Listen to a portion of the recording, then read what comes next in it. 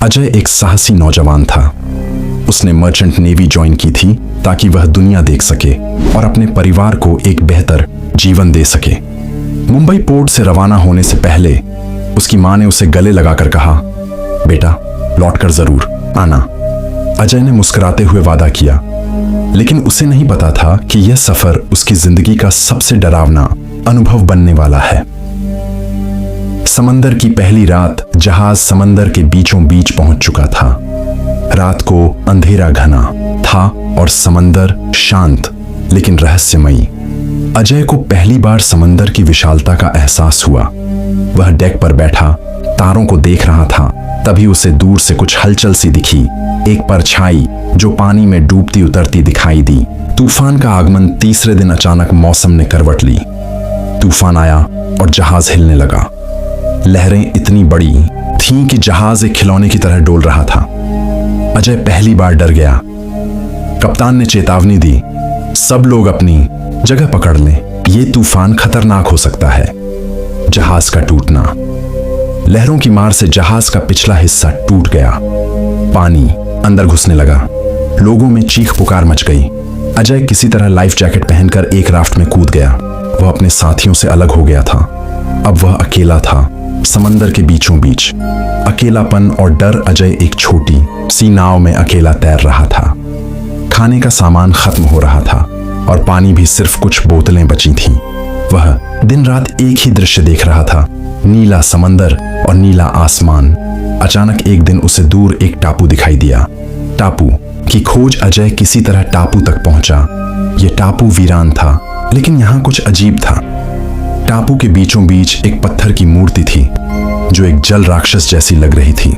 रहस्यमयी मूर्ति। अजय ने मूर्ति को छुआ तो जमीन हिलने लगी। मूर्ति की आंखें चमक उठीं और उसे एक आवाज सुनाई दी, तुमने मुझे जगा दिया है, अब यह समंदर तुम्हारा नहीं। समुद्री रहस्य। अजय ने टापू पर छानबीन शुरू की। उसे पुराने समुद्री नक्शे, टूटी नावें और जले हुए कागज मिले। ये सब संकेत थे कि यहां पहले भी लोग आए थे। लेकिन फिर क्या हुआ? पहली मुठभेड़। रात को समंदर से एक अजीब जीव बाहर निकला। वह विशाल था, उसकी आंखें लाल और उसके शरीर से बदबू आ रही थी। अजय छिप गया, लेकिन वो जीव कुछ ढूंढ रहा था। जीव का पीछा। अगली सुबह अजय ने उस जीव के पैरों के निशान का पीछा किया और उसे टापू के एक हिस्से में गुफा मिली। वहां दीवारों पर चित्र बने थे जिनमें दिखाया गया था कि यह जीव एक शापित नाविक है। शाप की कहानी। अजय को समझ आया कि कई साल पहले एक मर्चेंट नेवी जहाज इसी टापू के पास डूबा था। जीव उसी जहाज का कप्तान था जिसे एक रहस्यमयी मूर्ति ने शापित कर दिया था।